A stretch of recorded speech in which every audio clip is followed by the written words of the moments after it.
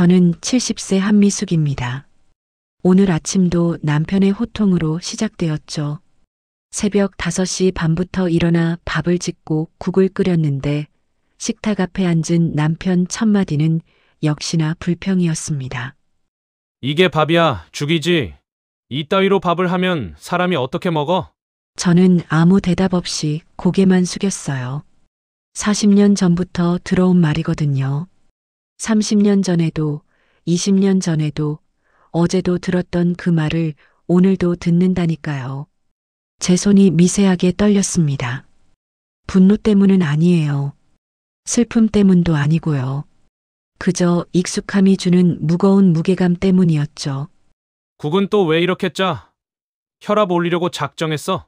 남편은 숟가락을 놓으며 한숨을 내쉬었습니다. 심장이 쿵 내려앉았어요. 옆집 김씨네는 아침상이 얼마나 푸짐한지 몰라. 그 집 마누라는 정성이 대단하더라고. 비교는 언제나 저를 가장 작은 존재로 만드는 무기였습니다. 다른 집 아내는 잘하고 다른 집 음식은 맛있고 저만 항상 부족한 사람이 되는 순간들. 그런 순간들이 40년간 쌓이고 쌓여 이제는 산처럼 높아졌어요. 이 나이 먹도록 밥도 제대로 못 해주냐? 저는 입술을 깨물었습니다. 말하고 싶은 것들이 목구멍까지 치밀어 올랐지만 오늘도 참았어요. 70평생을 참아왔으니까요. 시집온 26세부터 지금 이 순간까지 44년이라는 세월 동안 제가 가장 많이 한 일은 아마도 참는 것이었을 겁니다. 남편이 밥상을 밀어냈습니다. 국그릇이 식탁 모서리에 부딪히며 국물이 튀어올랐어요. 제 앞치마에 뜨거운 국물이 떨어졌지만 꿈쩍도 하지 않았습니다. 아픔을 느낄 새도 없이 재빨리 행주를 집어들고 식탁을 닦아냈죠. 에휴, 나가서 밖에서 먹어야겠네. 그는 그렇게 중얼거리며 안방으로 들어가 버렸어요. 문이 쾅 닫히는 소리가 작은 집안을 울렸습니다. 식탁 위에는 아침 6시부터 1시간 동안 준비한 밥상이 그대로 놓여 있었어요. 저는 그 밥상을 바라보며 생각했습니다. 이 음식들이 정말 그렇게 형편없는 걸까? 아니면 제 존재 자체가 남편에게는 불만의 대상일 뿐인 걸까? 제 눈가에는 주름이 깊게 패어 있습니다. 70년을 살아오며 새겨진 그 주름 하나하나에는 이야기가 담겨 있을 거예요. 아이 셋을 키우며 밤새 뜬 눈으로 지새운 날들, 시어머니 병수발을 들며 흘린 눈물들, 남편의 사업 실패로 빚을 갚으며 악착같이 일하던 시간들이요. 하지만 그 모든 이야기는 아무도 기억하지 않습니다. 남편도 자식들도 그 누구도요. 저는 천천히 일어나 설거지를 시작했어요. 찬물에 손을 담그는 순간 관절이 욱신거렸습니다. 류머티즘이 있다는 걸 남편은 알까요? 아니, 알고 싶어 하지 않겠죠. 제 아픔은 언제나 제 몫이었으니까요. 설거지를 하는 동안 제 머릿속에는 한 가지 생각이 맴돌았습니다. 나는 이 집에서 아내일까? 아니면 그냥 가사도우미일까? 존중받는 아내, 사랑받는 반려자, 그런 단어들은 제 인생에서 점점 멀어진 지 오래예요. 남은 건 의무와 습관, 그리고 포기뿐이죠. 거실 시계가 오전 7시를 가리켰습니다. 저는 장바구니를 챙겼어요. 시장에 가야 했거든요. 현관문 손잡이를 잡은 제 손에서 무언가 달라진 기운이 느껴졌습니다. 떨림이 아니었어요. 결심 같은 것이었죠. 아주 작지만 단단한 그 무엇인가가 제 가슴 속에서 싹트고 있었습니다. 이제 정말 지겨워. 저는 아주 작은 목소리로 중얼거렸습니다. 그 목소리는 너무 작아서 누구에게도 들리지 않았지만 제게는 천둥 소리처럼 크게 울렸어요. 처음으로 내뱉는 진심이었으니까요. 전통시장 입구에 들어서자 익숙한 냄새가 코끝을 스쳤습니다. 생선 비린내와 채소의 풋내, 튀김 기름 냄새가 뒤섞인 시장 특유의 그 냄새요. 저는 이 냄새를 40년 넘게 맡아왔습니다. 젊은 시절부터 지금 70세 할머니가 되기까지 이 시장은 제 삶과 함께 늙어왔죠. 어머, 미숙 언니. 오늘도 일찍 나오셨네. 생선 가게 주인 박 씨가 반갑게 손을 흔들었습니다. 저는 억지로 미소를 지으며 고개를 끄덕였어요. 이곳 상인들은 제게 유일한 위안이거든요. 집에서는 들을 수 없는 다정한 말 한마디, 안부를 묻는 그 짧은 대화가 제 하루를 견디게 해주는 힘이었으니까요. 고등어 한 손 주세요. 싱싱한 걸로요. 알았어요. 아침에 막 들어온 거 드릴게요. 박 씨의 손놀림은 능숙했습니다. 고등어를 골라 비닐에 담으면서도 계속 이야기를 이어갔어요.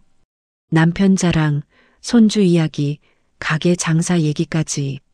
저는 그 이야기들을 들으며 고개를 끄덕였습니다. 부럽다는 생각이 들지 않는다면 거짓말이겠죠. 저렇게 행복한 표정으로 남편 이야기를 할 수 있다는 게 제게는 너무나 먼 일처럼 느껴졌어요. 채소 가게로 발걸음을 옮겼습니다. 무, 배추, 파, 마늘. 저녁 반찬을 위한 장보기는 늘 같은 루틴이에요. 제 손은 자동으로 움직였죠. 신선한 것을 골라내고 흠집 없는 것을 고르고 가격을 흥정하고 이 모든 게 기계처럼 돌아가는 일상이었습니다. 1시간 남짓 시장을 돌며 장을 봤습니다. 장바구니가 묵직해질 때쯤 집으로 향했어요. 버스 정류장까지 걸어가는 길, 무거운 장바구니가 팔을 당겼습니다. 관절이 쑤셨지만 참았어요. 택시를 타자니 돈이 아깝고 그렇다고 남편에게 차를 태워달라 할 수도 없는 노릇이었죠. 언제 한번 그런 부탁을 했다가 그것도 내가 다 해줘야 하냐는 말을 들은 적이 있거든요. 집에 도착해 장바구니를 내려놓자 손목이 욱신거렸습니다. 저는 잠시 손목을 주무르다가 냉장고에 장본 것들을 정리했어요. 채소는 씻어서 물기를 빼고 생선은 손질해서 보관하고 하나하나 제자리에 넣었습니다. 정리를 마친 저는 거실 서랍에서 낡은 공책 한 권을 꺼냈어요. 표지가 해지고 모서리가 닳아버린 가계부였습니다. 이 공책은 제가 이 집에 시집 온 이후로 단 한 번도 거르지 않고 써온 기록이에요. 44년간의 생활비가 모두 이 공책들 속에 담겨 있죠. 저는 조심스럽게 펜을 들었습니다. 오늘 날짜를 적고 항목별로 금액을 적어 내려갔어요. 25,500원. 저는 그 숫자를 적으며 문득 궁금해졌습니다. 44년 동안 제가 쓴 생활비가 도대체 얼마나 될까? 서랍 깊숙한 곳에서 오래된 가계부들을 꺼냈습니다. 누렇게 변한 종이, 바른 글씨. 하지만 하나하나 선명한 기록들이었어요. 1981년 3월 15일 쌀 10kg. 1985년 7월 22일 아이 학용품 8,000원. 1992년 11월 3일 시어머님 약값 25,000원. 한 장 한 장 넘길 때마다 기억이 되살아났습니다. 쌀값이 오를 때마다 어떻게 살림을 꾸려갔는지, 아이들 학용품을 사주기 위해 제 옷을 얼마나 참았는지, 시어머니 병원비를 마련하려고 얼마나 악착같이 모았는지 모든 게 이 공책 속에 담겨 있었어요. 제 눈시울이 뜨거워졌습니다. 이 숫자들이 무엇을 의미하는지 남편은 알까? 이 가계부 한 줄 한 줄이 얼마나 치열한 고민의 결과인지, 얼마나 많은 포기와 인내가 담겨 있는지 남편은 단 한 번이라도 생각해 본 적이 있을까? 없을 겁니다. 남편에게 이 가계부는 그저 돈을 쓴 기록일 뿐이에요. 제 노동, 제 희생, 제 인생이 담긴 증거라는 걸 남편은 모릅니다. 알려고도 하지 않았고요. 존중받지 못한 노동. 저는 나직이 중얼거렸습니다. 이 말이 정확한 표현인 것 같았어요. 44년 동안 제가 해온 모든 일들은 당연한 것으로 여겨졌습니다. 밥 짓는 것, 빨래하는 것, 청소하는 것, 장 보는 것, 아이 키우는 것, 시부모 모시는 것 모두 아내니까 당연히 해야 하는 일이었죠. 고맙다는 말은커녕 잘했다는 말도 들어본 적이 없습니다. 저는 가계부들을 다시 서랍에 넣었어요. 하지만 이번에는 맨 위에 올려놓았습니다. 숨기지 않고 누구든 볼 수 있는 곳에 두는 거예요. 이건 제 인생이고 제 노동이고 제 증거니까요. 수요일 오후는 제가 목욕탕 가는 날입니다.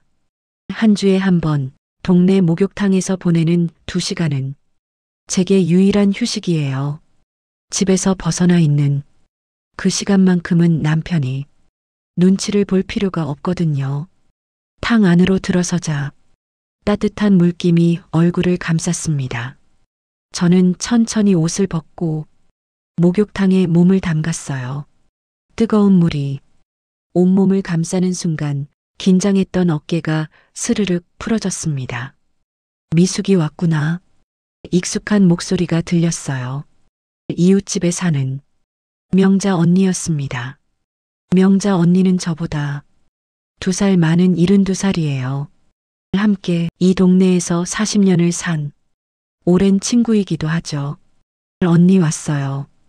명자 언니 옆에 앉자 또 다른 얼굴들이 보였습니다. 건너편 슈퍼를 하는 영숙 씨, 아파트 경비로 일하는 남편을 둔 순희 씨, 모두 이 동네에서 오래 산 이웃들이에요. 요새 많이 힘들어 보이던데 명자 언니가 제 등을 문지르며 조심스럽게 말을 꺼냈습니다. 제 등에는 피로가 쌓여 있었어요. 굳은 근육, 축 처진 어깨, 명자 언니의 손길이 닿자 저도 모르게 한숨이 새어나왔습니다. 괜찮아요, 언니. 저는 습관처럼 괜찮다고 말했어요. 평생 그렇게 살아왔거든요. 힘들어도 괜찮다고, 아파도 괜찮다고, 슬퍼도 괜찮다고 말하며 참아온 세월이었으니까요. 괜찮긴 뭐가 괜찮아? 얼굴 보면 다 알아. 영숙 씨가 옆에서 거들었습니다. 창수 씨가 또 뭐라 했어? 순희 씨의 물음에 저는 대답하지 못했어요. 어디서부터 말해야 할까요? 오늘 아침 일? 어제 저녁 일? 아니면 44년 동안 쌓인 모든 것들을 말해야 할까요? 언니들, 나 정말 힘들어. 제 입에서 처음으로 진심이 터져 나왔습니다. 목소리가 떨렸어요. 70평생 참아왔던 말들이 목욕탕 습기 속으로 흘러나왔습니다. 매일 아침 일어날 때마다 두려워. 오늘은 또 뭐라고 할까? 또 뭘 잘못했다고 할까? 밥을 해도, 청소를 해도, 뭘 해도 항상 부족해. 나는 이 집에서 아내가 아니라 그냥 일하는 사람 같아. 제 눈에서 눈물이 흘러내렸습니다. 목욕탕 물과 섞여 흘러내리는 그 눈물을 아무도 닦아주지 않았어요. 다들 알고 있었거든요. 제 삶이 얼마나 힘들었는지, 그 집에서 제가 얼마나 작아지며 살아왔는지, 그래도 참고 살아야지. 이 나이에 어떻게 해? 자식들 생각도 해야 하고. 명자 언니가 조심스럽게 말했습니다. 하지만 그 말에는 위로보다는 체념이 더 많이 담겨 있었어요. 언니 자신도 비슷한 삶을 살아왔고 참는 것 말고는 다른 방법을 몰랐으니까요. 참는 것도 이제 지쳤어. 제 목소리는 작지만 단호했습니다. 44년을 참았어. 젊은 시절부터 지금까지 하루도 빠짐없이 참았어. 화가 나도 참고, 서러워도 참고, 억울해도 참았어. 그런데 언니 참는다고 나아지는 게 하나도 없더라고. 오히려 더 무시당하고 더 함부로 대해져. 저는 이어서 말했습니다.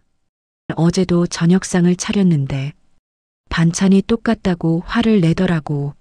매일 다른 반찬을 해야 한다고. 그럼 돈을 더 주든가 아니면 같이 장을 보든가 해야지.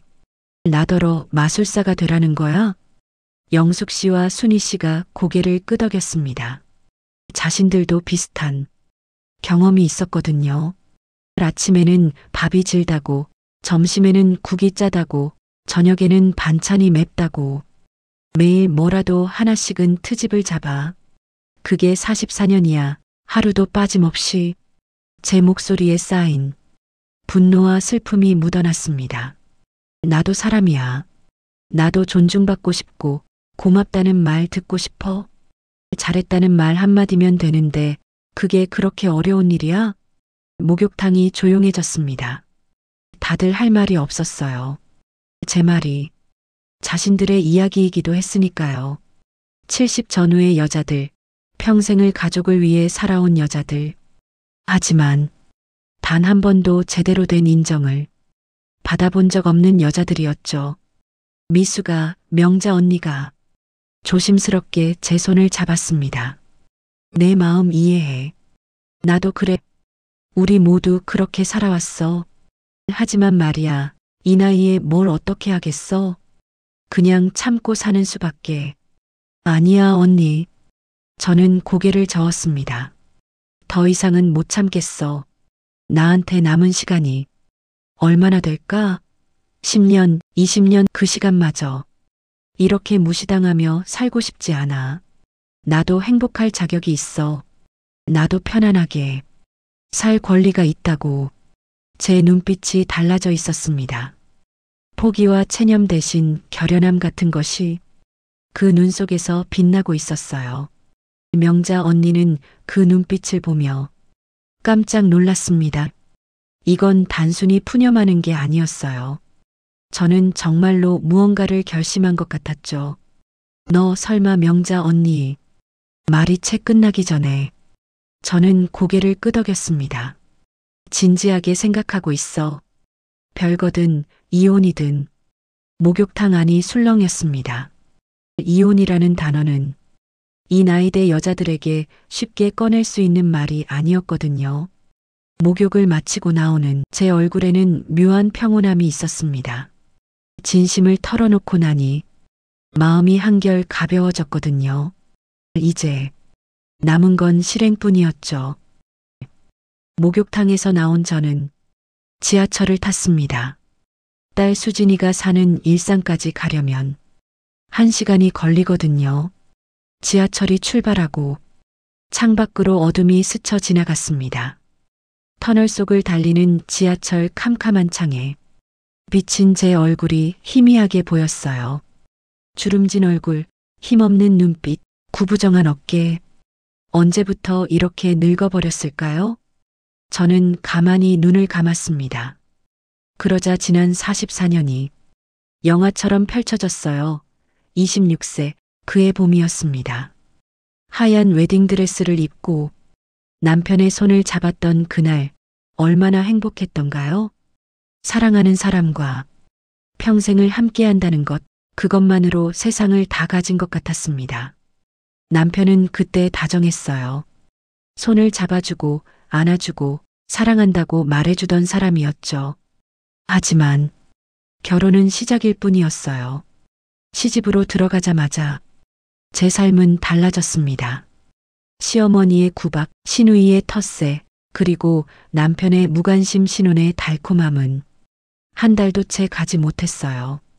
며느리가 아침 일찍 일어나 시부모님께 문안 드리는 게 당연한 거 아니냐?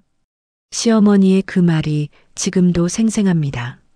새벽 5시에 일어나 밥을 짓고 시부모님께 아침상을 차려드리는 게 제 일과가 됐어요. 26세 젊은 몸도 힘들었는데 70이 된 지금까지 그 습관이 이어진 겁니다. 그는 아내를 지켜주지 않았어요. 시어머니가 저를 나무래도 시누이가 저를 무시해도 그저 모른 척 했습니다. 아니, 때로는 같이 나무라기까지 했죠. 어머니 말씀이 맞아. 좀 더 부지런해야지. 그 말을 들을 때마다 제 가슴에 칼이 꽂혔습니다. 남편은 내 편이 아니구나. 이 집에서 나는 혼자구나. 그 깨달음이 저를 점점 작게 만들었어요. 아이가 태어났습니다. 첫째 딸 수진이 둘째 딸 할인이, 막내 아들 태준이. 세 아이를 키우는 건 제 혼자의 몫이었어요. 남편은 바쁘다는 핑계로 육아에 전혀 관여하지 않았습니다. 밤새 아이가 울어도, 아이가 아파도 저 혼자 감당해야 했어요. 애 좀 조용히 못 시키냐? 내일 중요한 회의 있다고. 잠을 자야 하는 건 창수 씨 뿐이었나요? 저도 잠이 필요했어요. 하지만 제 피곤함은 아무도 신경 쓰지 않았습니다. 아이들이 학교에 들어가면서 저는 더 바빠졌습니다. 아침 도시락 싸기, 학교 준비물 챙기기, 학원 보내기, 숙제 봐주기 모든 게 제 일이었어요. 남편은 가끔 아이들 성적표를 보며 한마디씩 했습니다. 이게 뭐냐? 넌 집에서 뭘 하고 있는 거야? 제가 얼마나 애쓰는지는 보지 않고 결과만 놓고 다그쳤어요. 아이들 성적이 잘 나오면 자신 덕이라고 하고 성적이 안 나오면 제 탓으로 돌렸습니다. 시어머니가 병으로 쓰러졌습니다. 2년 동안 저는 병원과 집을 오가며 간병했어요. 낮에는 시어머니를 돌보고 밤에는 집안일을 하고 틈틈이 아이들을 챙겼습니다. 저 자신이 쓰러질 것 같았지만 쓰러질 수도 없었어요. 쓰러지면 이 모든 게 멈춰버리니까요. 당연히 며느리가 해야지. 그게 효도 아니냐? 남편의 말에 저는 아무 대꾸도 하지 못했습니다. 효도는 며느리만 하는 건가요? 하지만 그런 말은 입 밖으로 낼 수 없었어요. 아이들이 대학에 들어가고 결혼을 하고 집을 나갔습니다. 저는 이제 좀 편해질 줄 알았어요. 하지만 아니었습니다.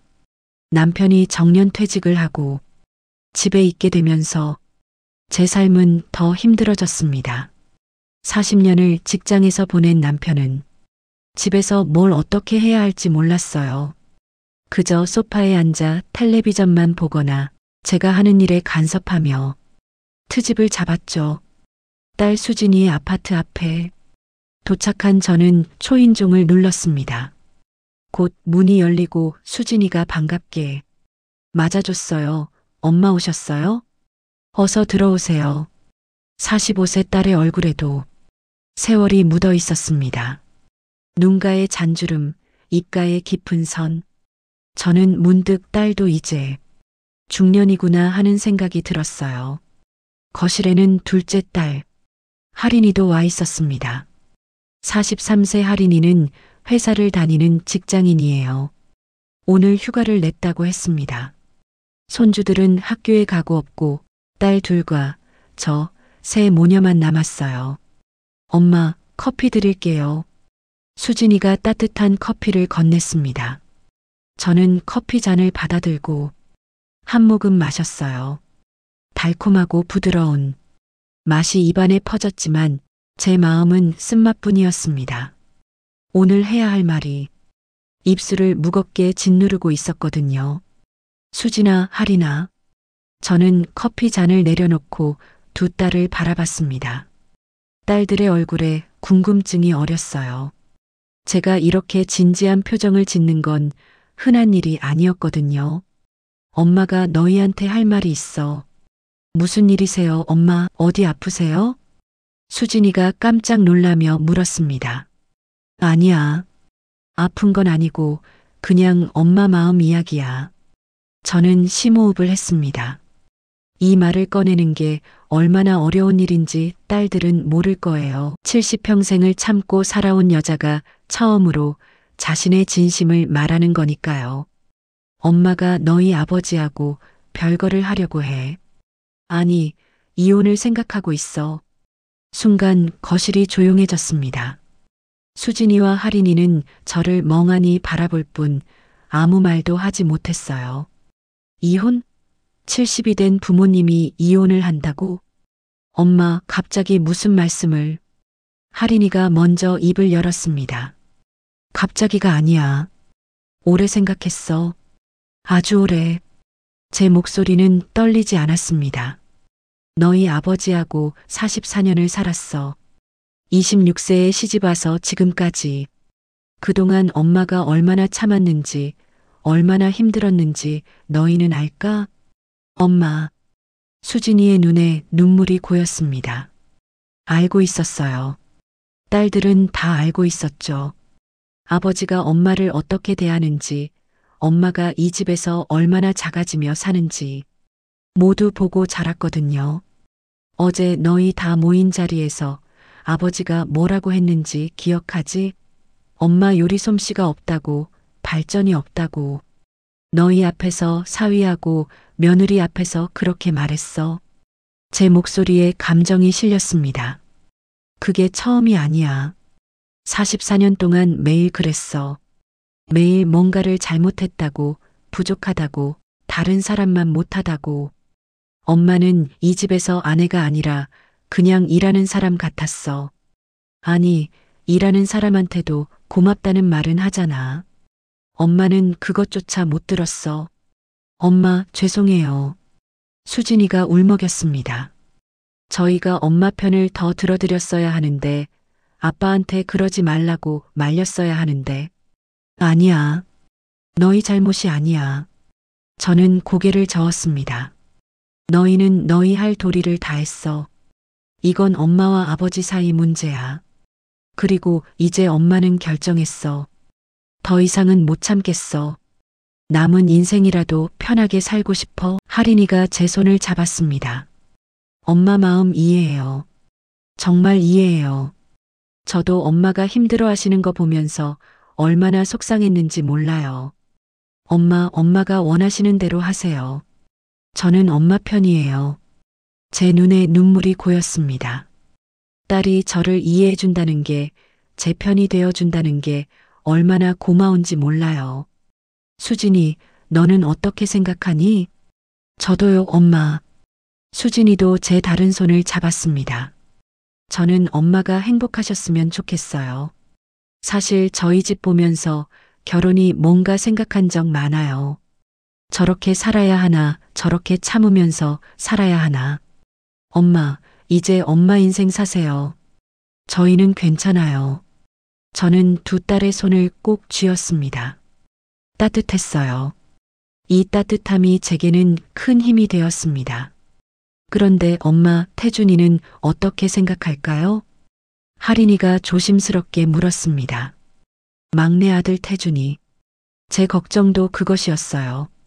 딸들은 이해해주겠지만 아들은 다를 수 있었죠. 그날 저녁 막내 아들 태준이가 도착했습니다. 40세 태준이는 회사 일로 바쁘다며 자주 집에 들르지 않았어요.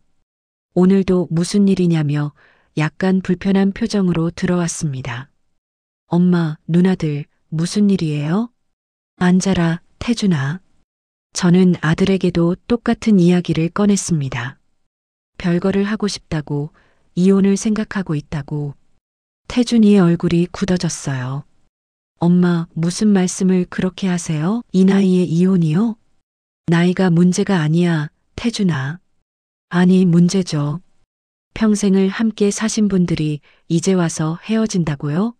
주변에서 뭐라고 하겠어요? 제 체면은 어떻게 되고요? 태준이의 말에 제 가슴이 철렁했습니다. 역시나 아들은 이해하지 못하네요. 태준아, 엄마 심정은 생각 안 해? 수진이가 동생에게 말했습니다.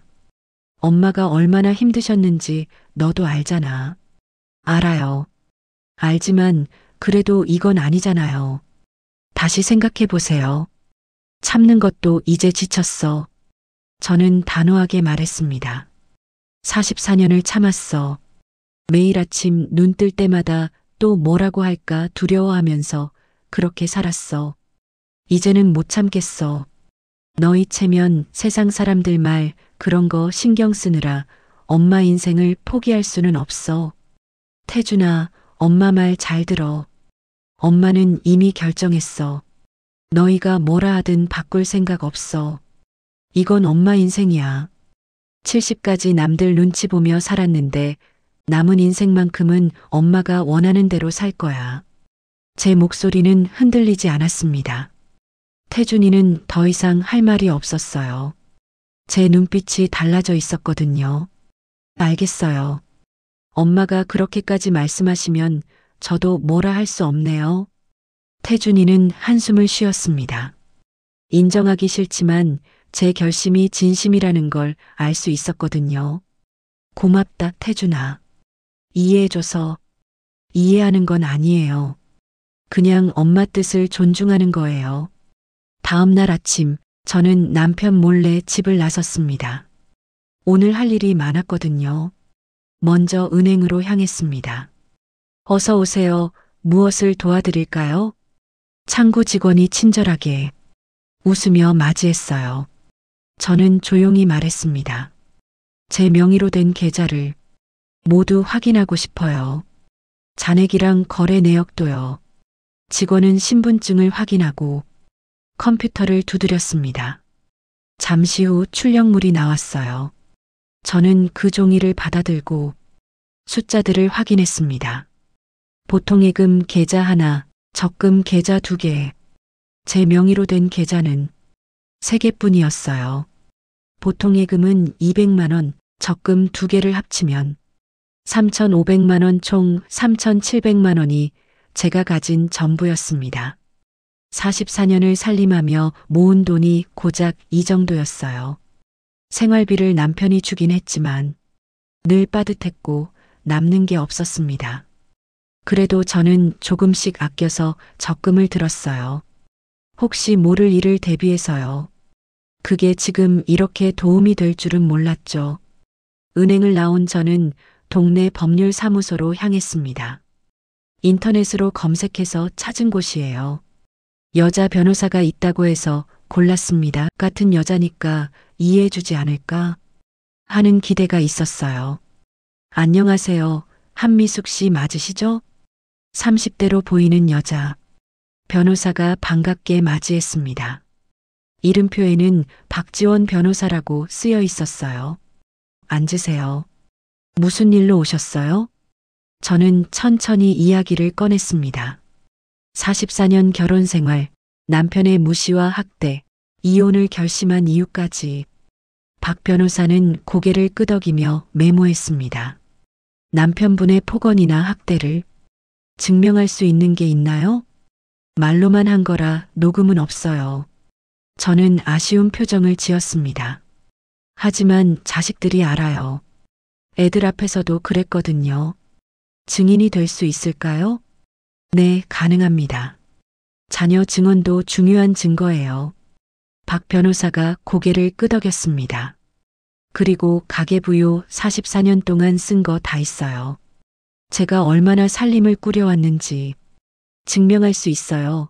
아, 그거 아주 좋은 증거입니다. 박 변호사의 눈이 반짝였어요. 가사노동의 가치를 입증할 수 있는 자료거든요. 재산분할 청구할 때 유리하게 작용할 겁니다. 재산분할이 얼마나 되나요? 제 가장 큰 관심사였습니다. 결혼 기간 동안 형성된 재산의 절반을 청구할 수 있어요. 집도 결혼 후에 산 거면 반씩 나누는 게 원칙이고요. 집은 남편 명의예요. 20년 전에 샀는데 그래도 괜찮아요. 결혼 생활 중에 형성된 재산이면 명의가 누구든 공동재산으로 봅니다. 한 씨께서 가사노동으로 기여했으니까요. 제 가슴이 두근거렸습니다. 그럼 집값의 절반을 받을 수 있다는 건가요? 지금 집값이 얼마인지는 모르지만 적어도 2억은 될 거예요. 절반이면 1억입니다. 박 변호사의 설명을 듣고 나니 마음이 놓였어요. 준비만 잘하면 할 수 있을 것 같았습니다. 법률사무소를 나온 저는 마음이 한결 가벼워졌습니다. 길이 보였어요. 이혼은 가능한 일이고 경제적으로도 충분히 살아갈 수 있습니다. 이제 필요한 건 용기뿐이에요. 집으로 돌아온 저는 서재 서랍을 뒤졌습니다. 남편이 없을 때를 노려서 부동산 등기부등본을 찾았어요. 집 서류도 복사해뒀습니다. 창수 씨 명의 통장도 몇 개 찾아서 계좌번호를 적어뒀고요. 그리고 가계부들을 모두 꺼냈습니다. 44년간의 기록, 누렇게 바른 공책들. 저는 이것들을 큰 봉투에 담았어요. 변호사에게 제출할 증거 자료였습니다. 저녁 때 남편이 들어왔습니다. 왜 이렇게 늦었어? 밥이나 먹어야지. 남편은 불평하며 거실 소파에 앉았습니다. 저는 묵묵히 상을 차렸어요. 밥, 국, 반찬들 평소와 똑같은 저녁상이었습니다. 하지만 제 마음은 달랐어요. 이 상을 차리는 게 이제 얼마 남지 않았다는 생각이 들었습니다. 2달, 아니 1달 후면 저는 이 집을 나갈 거예요. 더 이상 남편의 눈치를 보지 않아도 되고 아침마다 전전긍긍하지 않아도 됩니다. 국이 또 짜네. 남편의 불평이 들렸지만 저는 대꾸하지 않았습니다. 이제 그 말들이 제 마음을 흔들지 못했어요. 곧 끝날 일이니까요. 그날 밤 저는 수첩을 폈습니다. 체크리스트를 하나하나 확인했어요. 이제 마지막 단계만 남았습니다. 남편에게 말하는 것. 저는 언제 말할지 생각해 봤습니다. 다음 주 아니면 다다음 주. 준비를 완벽히 해놓고 말하는 게 좋겠어요. 더 이상 물러설 수 없으니까요. 저는 수첩을 덮고 불을 껐습니다. 어둠 속에서 저는 생각했어요. 새로운 삶, 자유로운 삶, 존중받는 삶. 그 삶이 이제 곧 시작될 거예요. 일주일이 지났습니다. 저는 그동안 필요한 모든 걸 준비했어요. 변호사 서류도 받았고, 증거 자료도 정리했고, 마음의 준비도 끝냈습니다. 이제 남은 건 남편에게 말하는 것 뿐이에요. 오늘 아침 저는 평소보다 일찍 일어났습니다. 새벽 4시였어요. 오늘은 특별한 날이니까요. 마지막으로 제대로 된 밥상을 차려주려고 합니다. 부엌으로 내려간 저는 김치통을 꺼냈습니다. 배추김치, 깍두기, 파김치, 며칠 전부터 정성껏 담가 놓은 김치들이에요. 남편이 좋아하는 맛으로 간을 맞췄습니다. 마지막이니까요. 밥을 짓고 국을 끓이고 밑반찬을 만들었어요. 계란말이, 멸치볶음, 시금치나물, 콩나물 무침, 감자조림 좋아하는 반찬들을 하나하나 정성스럽게 만들었습니다. 해가 뜨자 냉장고 문을 열고 반찬들을 차곡차곡 넣었어요. 김치들도 밑반찬들도 모두 냉장고 가득 채워 놓았습니다. 1달은 먹을 수 있을 만큼이에요. 뭘 이렇게 많이 만들었어? 남편이 부엌으로 들어오며 물었습니다. 그냥 마음이 내켜서. 저는 짧게 대답했습니다. 더 이상 설명하고 싶지 않았어요. 곧 알게 될 테니까요. 아침상을 차렸습니다. 김이 모락모락. 나는 쌀밥, 따끈한 된장찌개, 갓 구운 김, 정성스럽게 만든 반찬, 44년 동안 차려온 밥상이지만 오늘만큼은 특별했습니다. 마지막이니까요. 잘 먹겠습니다. 남편은 습관적으로 말하고 숟가락을 들었어요. 밥을 한 숟가락 뜨고 국을 한 모금 마시고 반찬을 집었습니다. 국이 좀 싱거운데 역시나 불평이 나왔습니다.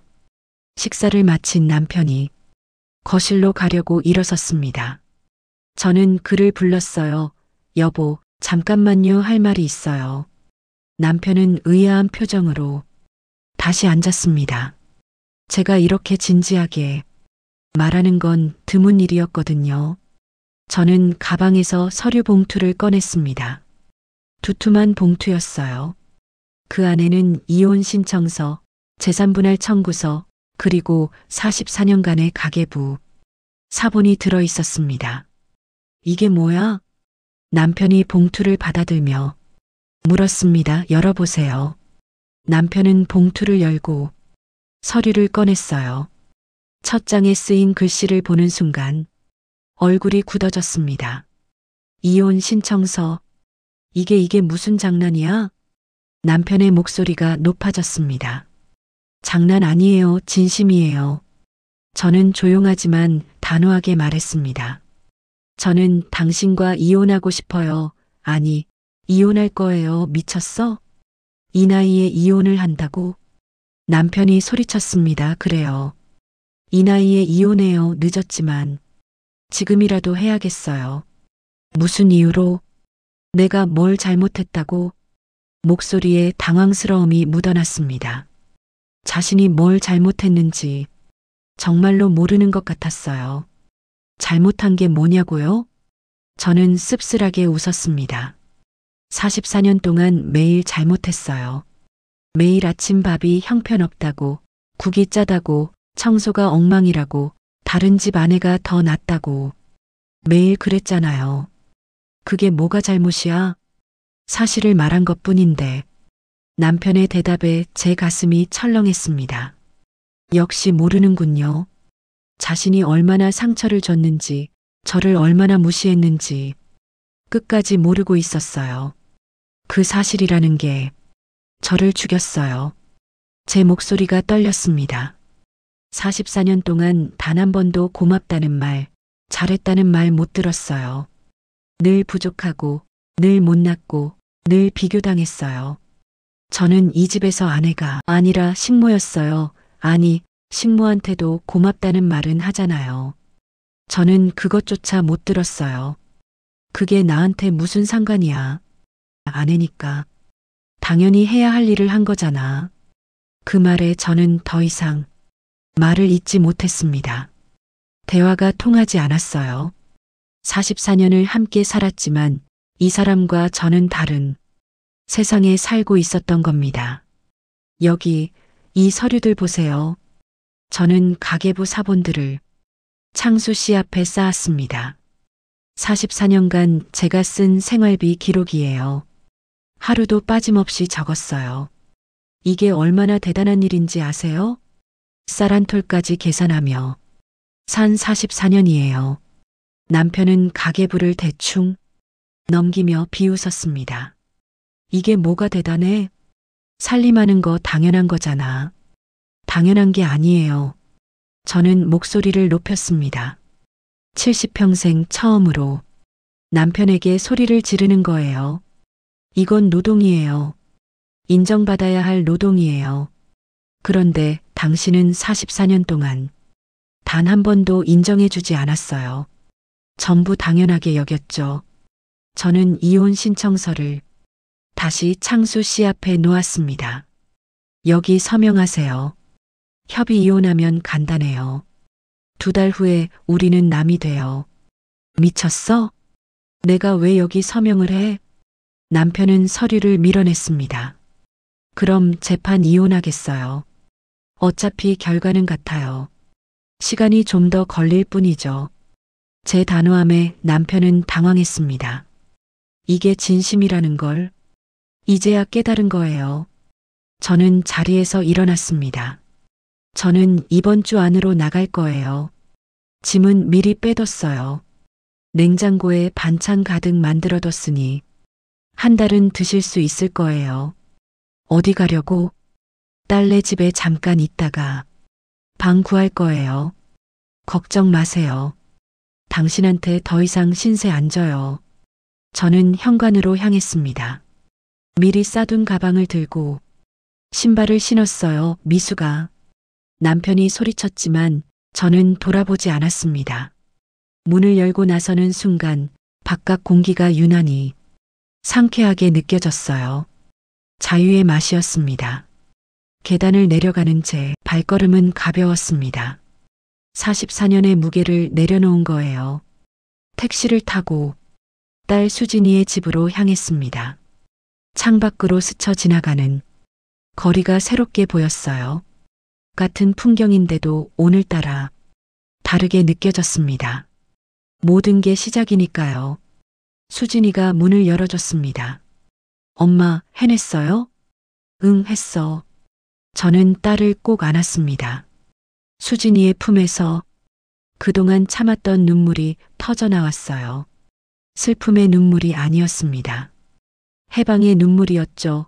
수고하셨어요. 엄마 정말 잘하셨어요. 딸의 위로가 제 가슴을 따뜻하게 했습니다. 이혼 신청을 접수한 다음 날 법원에서 안내문이 왔습니다. 2달의 숙려 기간을 거쳐야 한다고 했어요. 그 기간 동안 정말로 이혼할 것인지 다시 생각해 보라는 뜻이었죠. 저는 수진이의 작은 방에서 지냈습니다. 손주들이 쓰던 방이었는데 아이들이 커서 각자 방을 쓰게 되면서 비어 있었어요. 작은 방이지만 제게는 충분했습니다. 아니, 충분한 정도가 아니라 너무 편했어요. 눈치 볼 사람이 없으니까요. 며칠이 지나자 창수 씨한테서 연락이 왔습니다. 문자였어요. 미수가 집으로 돌아와 이야기하자. 저는 문자를 보고 한참을 생각했습니다. 돌아가면 뭐가 달라질까요? 남편이 변할까요? 아니에요. 변하지 않을 겁니다. 저는 답장을 보냈습니다. 이야기할 것 없어요. 이혼 서류에 서명하세요. 간결한 문장이었지만 제 의지가 담겨 있었어요. 며칠 후 박지원 변호사한테서 연락이 왔습니다. 한미숙 씨, 남편분 측 변호사한테 연락 왔어요. 재산분할 협의하고 싶대요. 협상 끝에 집값의 45%와 위자료 2천만 원으로 합의했습니다. 제 예금까지 합치면 1억 7,950만 원 작은 빌라 한 채 사고도 남을 돈이었어요. 한 달이 지났습니다. 저는 그동안 부동산을 알아봤어요. 딸네 집 근처에 괜찮은 빌라가 나왔습니다. 2억 원짜리 빌라였어요. 방 2개와 화장실 하나, 작은 부엌 혼자. 살기에는 충분한 크기였죠. 계약을 했습니다. 2억 원을 내고 제 명의로 집을 샀어요. 70 나이에 처음으로 자기 명의 집을 가진 겁니다. 축하해요, 엄마. 수진이가 샴페인을 터뜨렸습니다. 저는 샴페인 잔을 받아들고 웃었어요. 인생에서 이렇게 기쁜 순간이 또 있었을까요? 숙려 기간 2달이 다 지나갔습니다.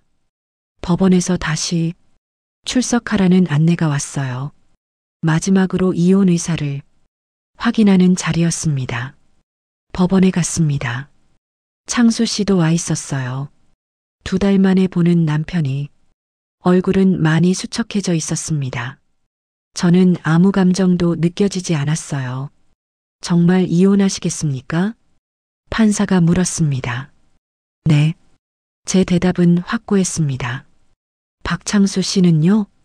네. 창수 씨도 결국 고개를 끄덕였습니다. 그럼 이혼을 허가합니다. 판사의 말과 함께 44년 결혼 생활이 끝났습니다.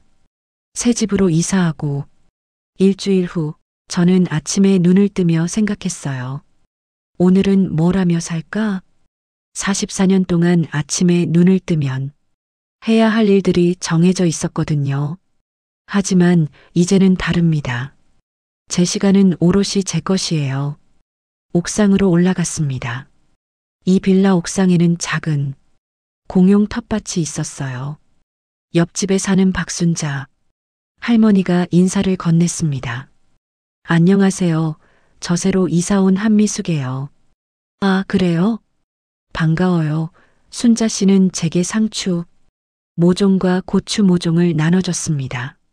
저는 작은 텃밭 한 구역을 얻어서 모종을 심었습니다. 흙을 만지는 게 이렇게 즐거운 일인 줄 몰랐어요. 누가 시켜서 하는 일이 아니라 제가 하고 싶어서 하는 일이었으니까요.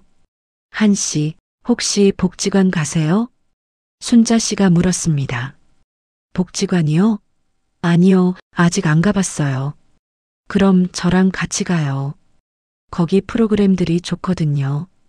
노래 교실도 있고, 글쓰기 수업도 있고, 다음날 순자 씨와 함께 동네 복지관에 갔습니다.